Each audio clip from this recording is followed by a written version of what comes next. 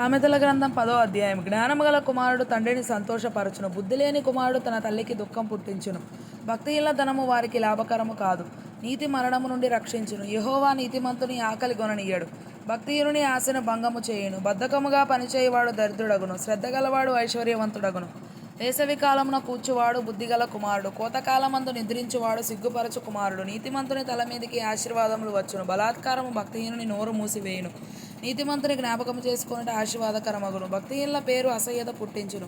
జ్ఞానచిత్తుడు ఉపదేశమును అంగీకరించును, పనికిమాలిన వదరుబోతు నశించును. యథార్థముగా ప్రవర్తించువాడు నిర్భయముగా ప్రవర్తించును, కుటిల వర్తనుడు బయలుపడను. కనుసైగ చేయువాడు వ్యధ పుట్టించును, పనికిమాలిన వదరుపోతు నశించును. నీతిమంతుని నోరు జేవపు ఊట, భక్తిహీనుల నోరు బలాత్కారము మరుగుపరచును. పగ కలహమును రేపును, ప్రేమ దోషములన్నిటినీ కప్పును. వివేకుని పెదవుల యందు జ్ఞానము కనబడును, బుద్ధిహీనుని వీపునకు బెత్తమే తగును. జ్ఞానులు జ్ఞానము సమకూర్చుకొందరు, మూడుల నోరు అప్పుడే నాశనము చేయును. ధనవంతుని ఆస్తి వానికి ఆశ్రయపట్టణము, దరిద్రుని పేదరికము వానికి నాశనకరము. నీతిమంతుని కష్టార్జితము జీవదాయకము, భక్తిహీనునికి కలుగు వచ్చుబడి పాపం పుట్టించును. ఉపదేశం అంగీకరించువాడు జీవమార్గంలో ఉన్నాడు, గద్దింపునకు లోబడిన వాడు త్రోవ తప్పును. అంతరంగమున పగ ఉంచుకొనివాడు అబద్ధికుడు, కొండెము ప్రచురము చేయువాడు బుద్ధిహీనుడు. విస్తారమైన మాటలలో దోషముండక మానదు, తన పెదవులను మూసుకొనివాడు బుద్ధిమంతుడు. నీతిమంతుని నాలుక ప్రశస్తమైన వెండి వంటిది, భక్తిహీనుల ఆలోచన పనికి మారినది.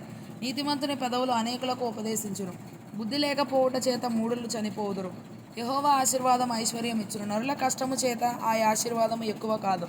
చెడు పనులు చేయుట బుద్ధిహీనునికి ఆటగానున్నది, వివేకికి జ్ఞాన పరిశ్రమ చేయుట అట్టిదే. భక్తిహీనుడు దేనికి భయపడనో అదే వాని మీదికి వచ్చును, నీతిమంతులు ఆశించినది వారికి దొరుకును. సుడిగాలి వీచగా భక్తిహీనుడు లేకపోవును, నీతిమంతుడు నిత్యము నిలుచు కట్టడము వలె ఉన్నాడు.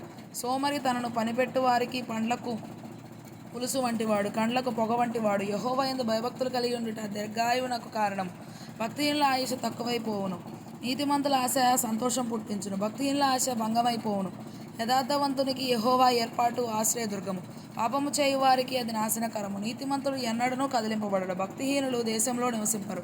నీతిమంతుని నోరు జ్ఞానోపదేశమును పలుకును, మూర్ఖపు మాటలు పలుకు నాలుక పెరికివేయబడును. నీతిమంతుని పెదవులు ఉపయుక్తములైన సంగతులు పలుకును, భక్తిహీనుల నోట మూర్ఖపు మాటలు వచ్చును.